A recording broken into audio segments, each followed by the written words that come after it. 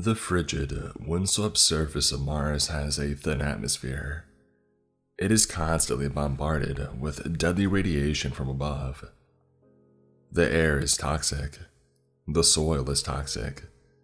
And there's little benefit in setting up a traditional base camp there, as had been done on the moon. For us to survive more than a few years on our top secret advanced scouting mission, we had to build down, not up. And so, we made our base below ground.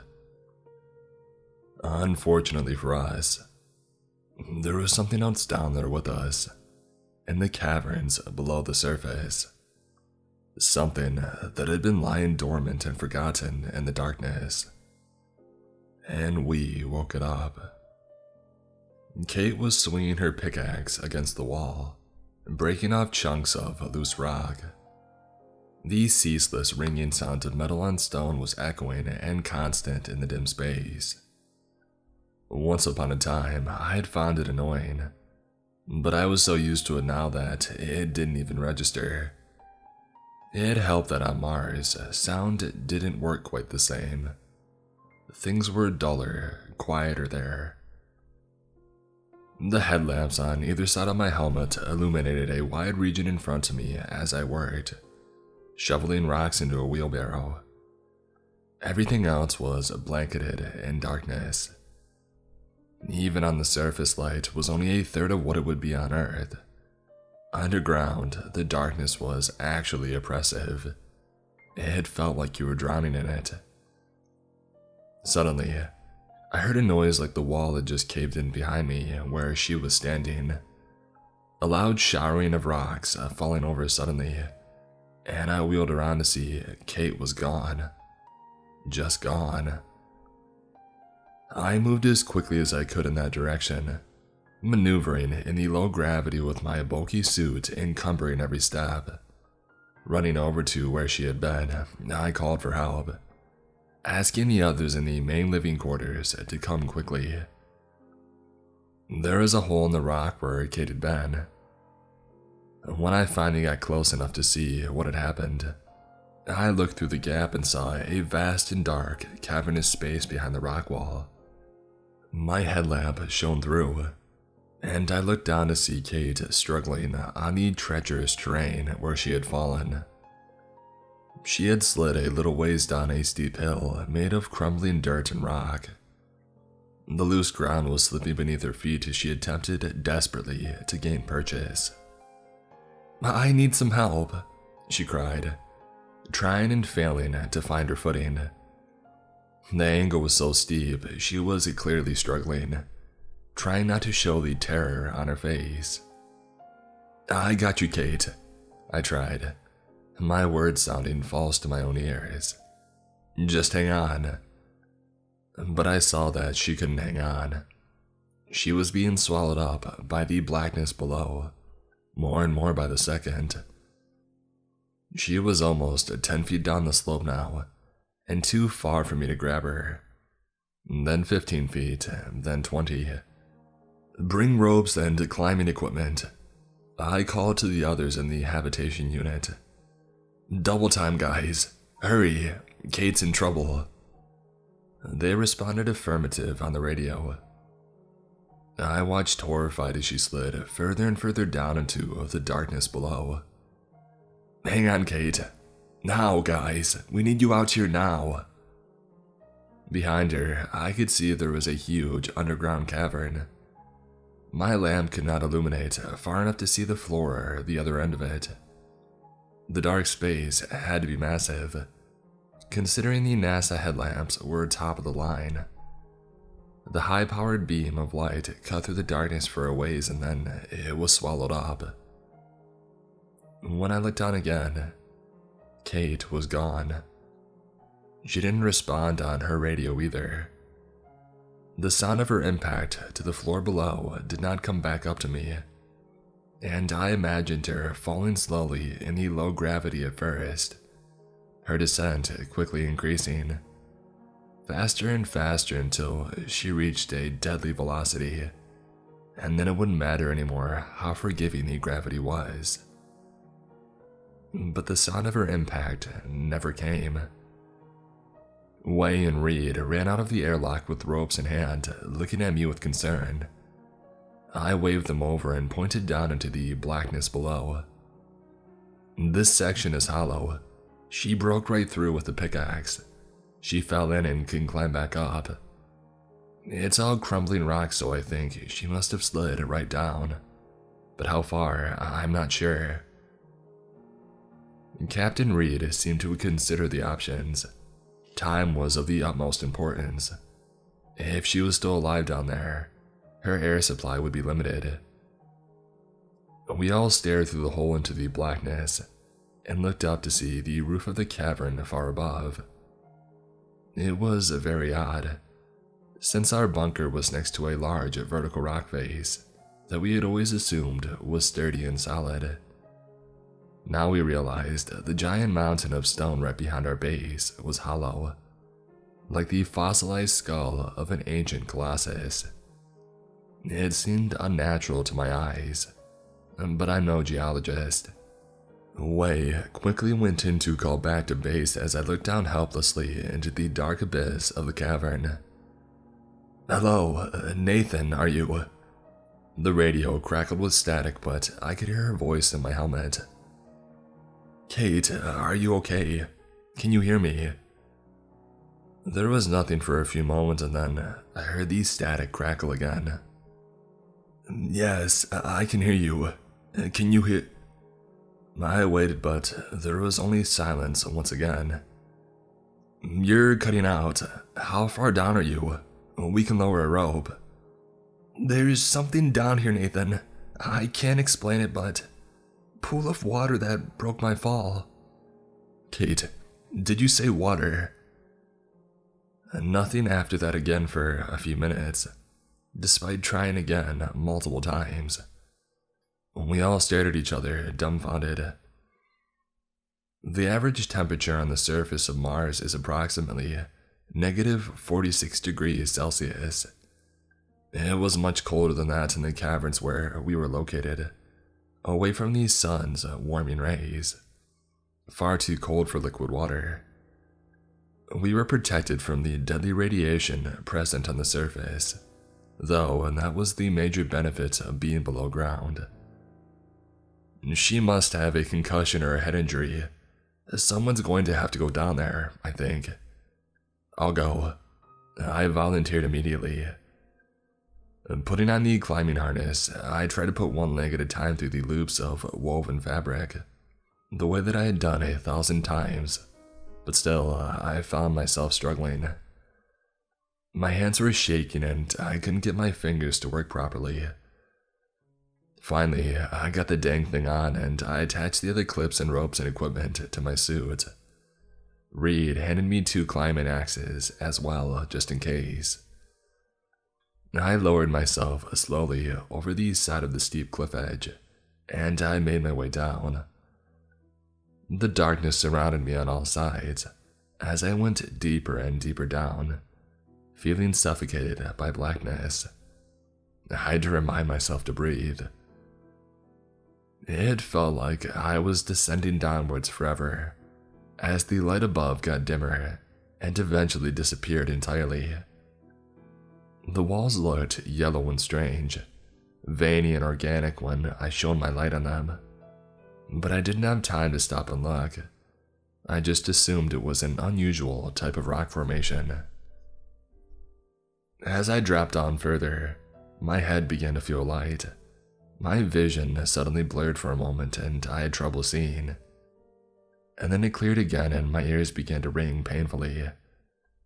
I didn't understand what was happening, and I started to hear voices whispering in my ears instead of ringing, until it seemed like they were right inside my mind speaking to me, but in a tongue that I did not understand, and that was not human. No, that can't be right. Finally, Kate's headlights became visible. I saw she was standing down below and was touching the surface of the rock wall. But it was not a rock wall, I realized with dawning apprehension. The walls were moving and shifting. They were covered in yellow web-like formations that I saw were everywhere, all over the floors and walls and ceiling of this unnatural chamber, so close to me I could examine them as I finished dropping down to the floor below. The yellow webs looked familiar for some reason, and it took me a few moments to realize why. The yellow, web-like formations were almost identical to slime mold, one of the most curious and interesting life forms onto planet Earth. Of course, not known to exist on Mars. Coincidentally, I knew a thing or two about the stuff. A slime mold is not a fungus. It is not an animal or a plant. It is separate from everything else on the tree of life, almost as if it has its own tree of life.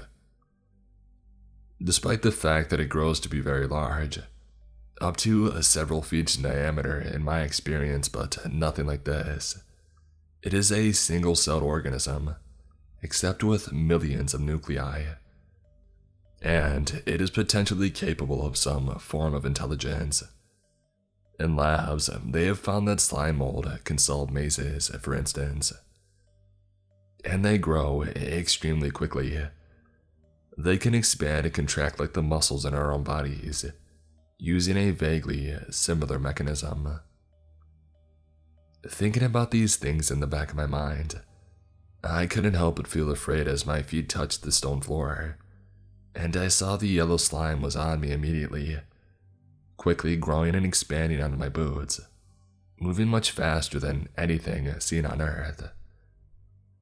I called out over the radio to Kate once again.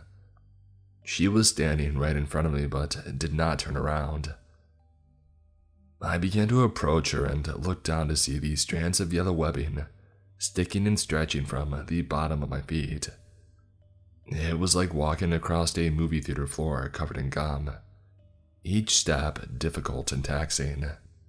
Finally, I reached her and put my hand on her shoulder. She spun around quickly, and I saw her eyes were surprised and blinking as if I had just woken her up from sleep.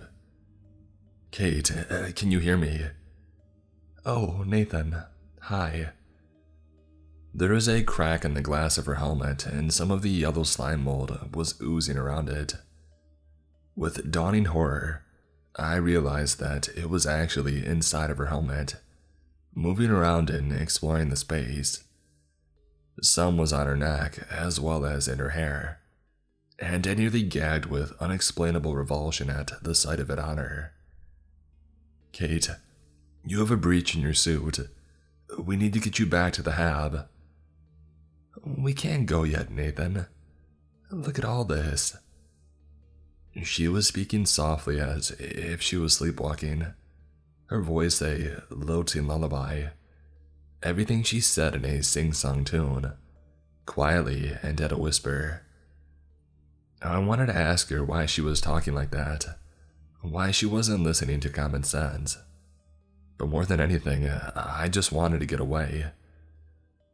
I know that must sound awful, but part of me wanted desperately more than anything, just to get the heck away from her and away from that yellow slime mold looking stuff that didn't belong here.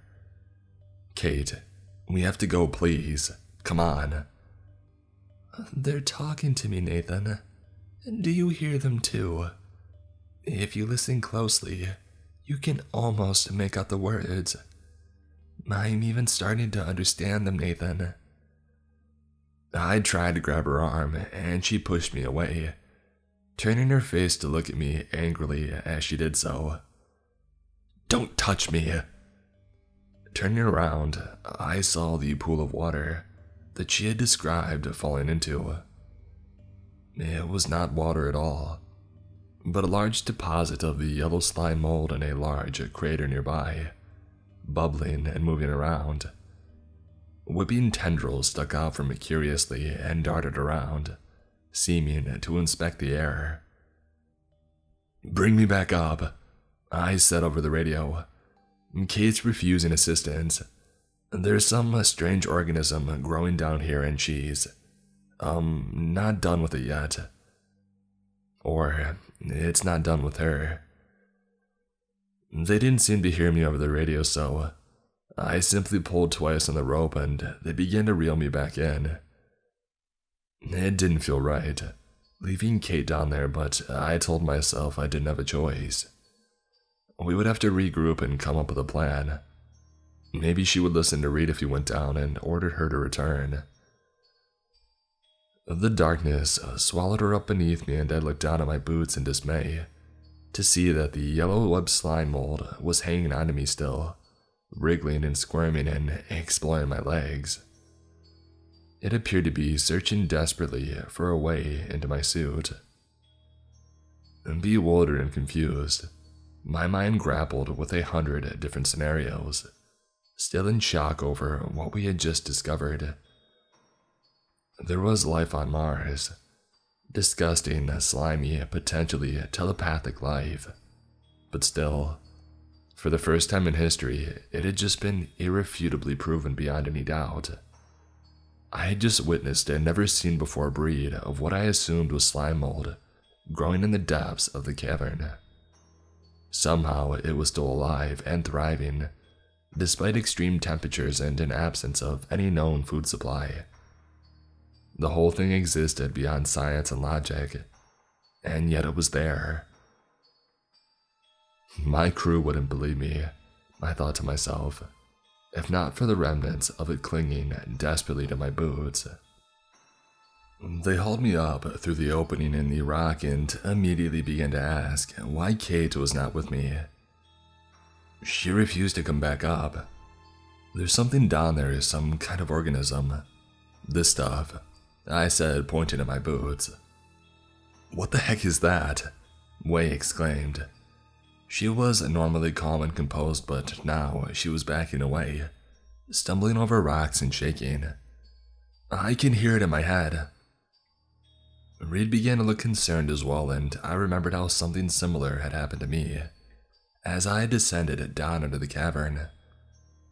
I had nearly dismissed the voices in my head, as my imagination in fear until Kate confirmed she heard them too. Oh, yeah, that. Just wait, it'll pass, I said, hoping it would, as it had for me. After a few long moments, it did. What the heck are we dealing with? Reed asked. I only wish that I could give him an answer. The three of us went back inside for a brief rest and to regroup. Wei went straight to her lab with an odd look on her face, saying she would examine the slime mold and try to give us some answers. She would also communicate with home base from there and explain the newest developments, since she had an uplink in her lab. Reed and I stood pacing in the habitation unit's kitchen and dining area, debating what the heck we were going to do. And Kate had refused to come back up with me, and I told him that she didn't seem to be herself. It was like the slime mold stuff was telling her to stay there. I didn't understand it, but there it was. We can't convince her to come up, right? Which leaves us exactly one option as far as I'm concerned. We hitch a rope to her suit and drag her back up here. I don't like it, but it's what we've got to do. After a bit more discussion, the two of us decided I would go down again while Reed stayed up top, since he was the strongest. It was easy enough to pull the person up in the low gravity, but two was another story altogether. If necessary, I told him that I would wait down below while he pulled Kate up, and then he could send the rope back down again afterwards. Going down into the darkness again was even more terrifying than the first time. Even though I knew slightly what to expect, the whole thing was going wrong. I could tell already when I heard Wei's voice speaking over the radio. She was speaking in a whispering lullaby tone, the same as Kate. "We don't need to bring her back up here, Captain Reed," she said. "Tell Nathan to come back up." I don't understand. Can you repeat, Wei? "She must stay down below. Mother is hungry and must eat. Mother must become one." I didn't like the sounds of that one bit. Reed, you need to bring me back up. Wei is compromised. She's talking like that thing is controlling her, like it was controlling Kate. She's coming out here, Nathan. She's got a knife. God, get back, get back. Stop, please, Wei, listen to me. He cut out abruptly.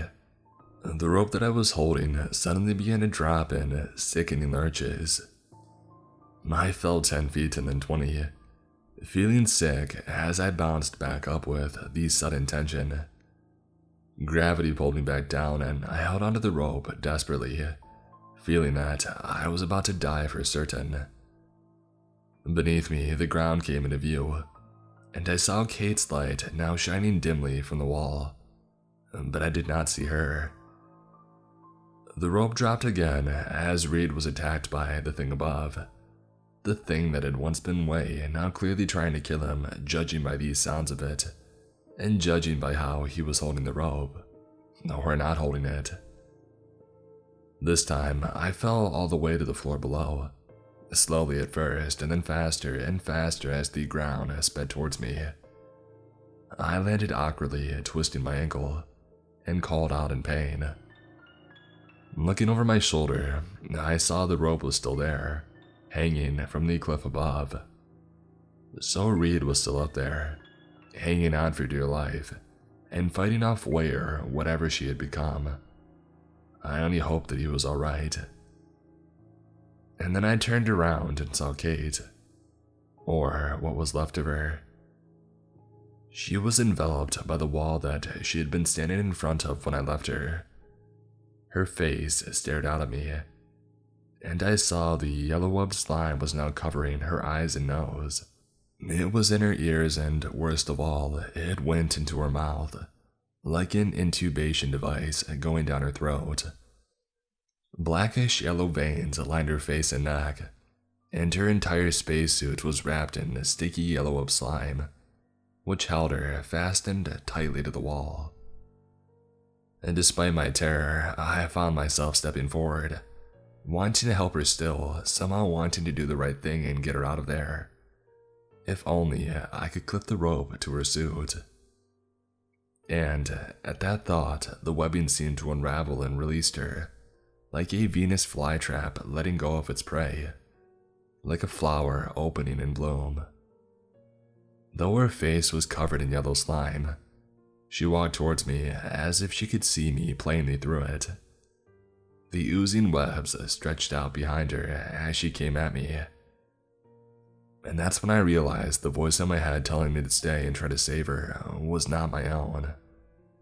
It was a foreign voice speaking in a close approximation of my own thoughts, telling me not to worry, telling me to remain calm, to stay, to become one. I ran instead. The rope was still there, and that was enough for me.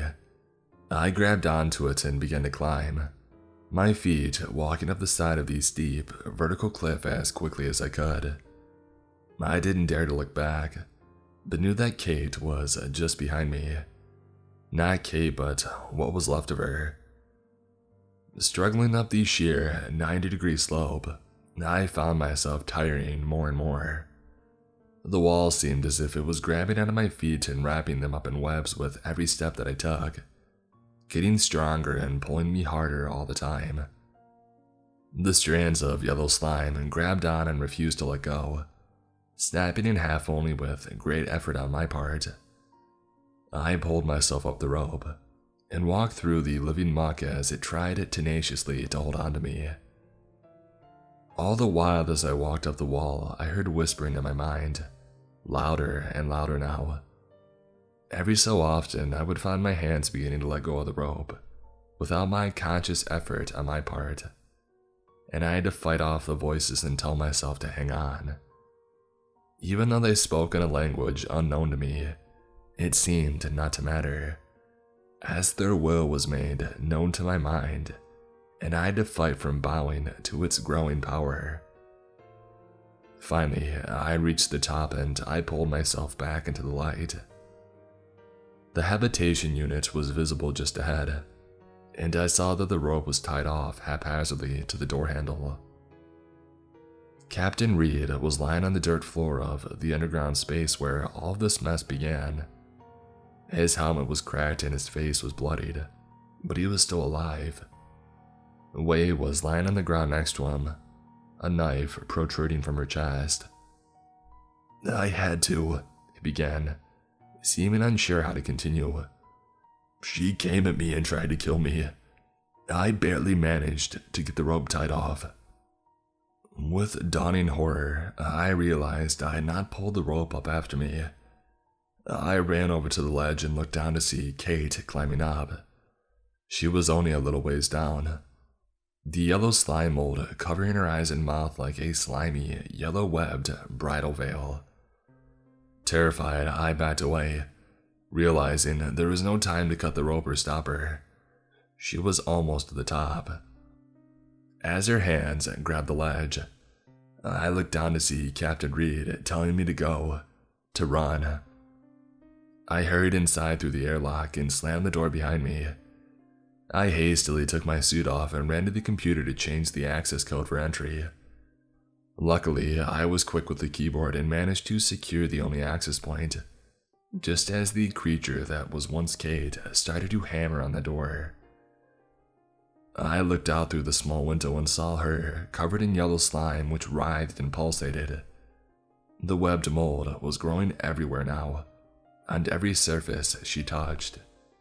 It expanded outwards at an alarming speed. It spread over Wei's body and I saw it break off her head at the neck like a drumstick from a chicken. Hungrily, it dove in through the bottom of the helmet and began to consume. With incredible strength, other parts of the webbed slime wrapped around her legs and broke them apart at the joints, the white bone, muscle, and blood spilling out before being devoured. As the mass continued to grow and spread, malignant and out of control, it reached Captain Reed. His face was a mask of terror and I held the door with white-knuckled fury, unable to turn away as it broke him in half. The yellow tendrils broke his ribcage open and gushed in like a wave crashing on the beach, taking everything. In my headset, I could hear him screaming until very suddenly I couldn't anymore.